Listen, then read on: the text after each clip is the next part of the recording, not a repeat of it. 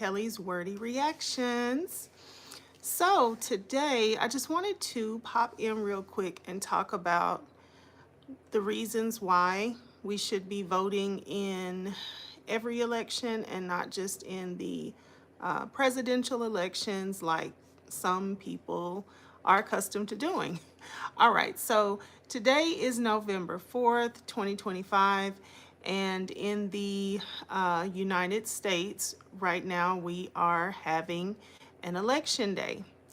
And so I wanted to go over some of the reasons, like I said, why we should be voting in our local elections, because those are very important and can be very impactful to our day-to-day lives, right? So here are 5 reasons to vote in local elections. So let's go over those real quickly. And I just want to also remind you to hit the like button whenever you stop through, subscribe to the channel if you haven't already. And if you are in the United States, be sure to go vote today. All right, so let's see, number 1.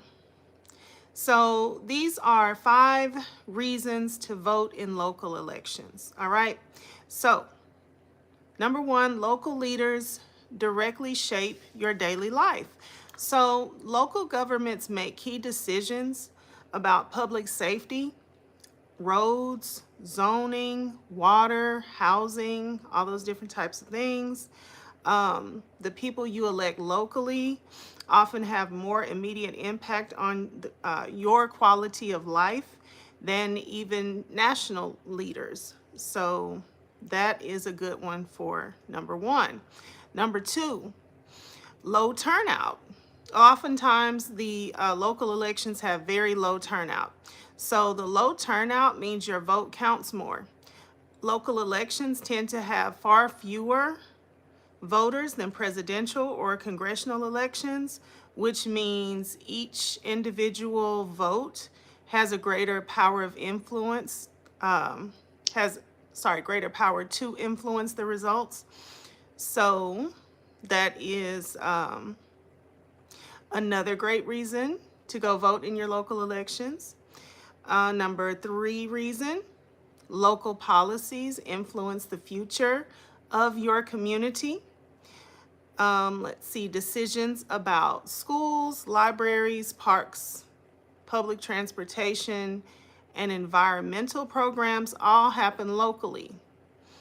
So voting helps to steer those priorities toward what you believe benefits your community most.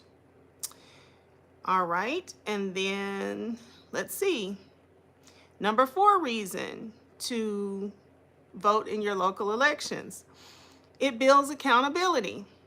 When citizens vote and stay engaged, local officials know they're being watched and held responsible. This helps reduce corruption, complacency, and waste in local government. All right, and so the number 5, hello if you're stopping in, thanks for coming in, and thanks for hopping in the chat. All right, let's see. All right, so the number 5 reason why we need to vote in our local elections, many state and federal leaders let me go back to the reason. Local offices are the foundation for national leadership. So many state and federal leaders start in local government. And by participating in local elections, you help shape the pipeline of future leaders and the values they carry upward. All right, so hello if you are coming in, thanks for stopping by. And we're just going over some of the reasons why we should be voting not only in our national elections, but also in our local elections. Today is an election day. So if you didn't already participate in early voting, then you still have a chance to go ahead and cast your votes today for your local leaders. All right. So I'll just go over some of these real quick. Here are some tips for researching your local candidates and ballot measures, all right, before you go vote. So you can start with your local election office, visit your county or city election website. You can get a sample ballot for your district, official statements and links for each candidate, full text and summaries of ballot measures. All right, here's another tip. Read local news sources. So your local papers, TV station, public radio like NPR, affiliates, and those will oftentimes interview your candidates directly, publish voter guides, summarizing positions, and fact check campaign claims. So this type of thing can just help you look into who you're voting for and what they're running on.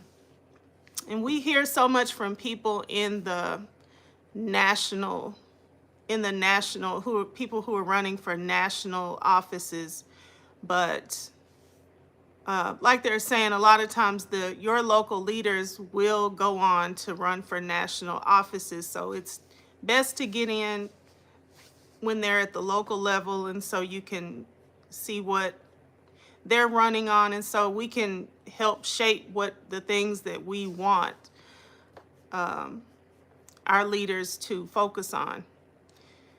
Okay, another tip is attend or watch debate forums. All right, most candidates participate in town halls, debates, or live stream Q&As. So you can look for those things. Let's see. Another tip, follow the money. You can look up campaign finance records to see who's funding whom. In most states, this info is available through your state's campaign finance database. For example, through the Secretary of State website. So you can, look and see where they're getting their campaign funds from. And then this is a big one right here, especially for the type of leadership we're under right now. Big donors or special interests often reveal a candidate's priorities. So those things are important to know. Another tip, check endorsements, but verify. Community organizations, unions, and newspapers issue endorsements. They can help identify where a candidate stands, but don't rely on them blindly. Always read why they made that endorsement. These are some good tips, if I must say so myself. Another tip, use nonpartisan voter guides. Here's some actual sources that you can go to.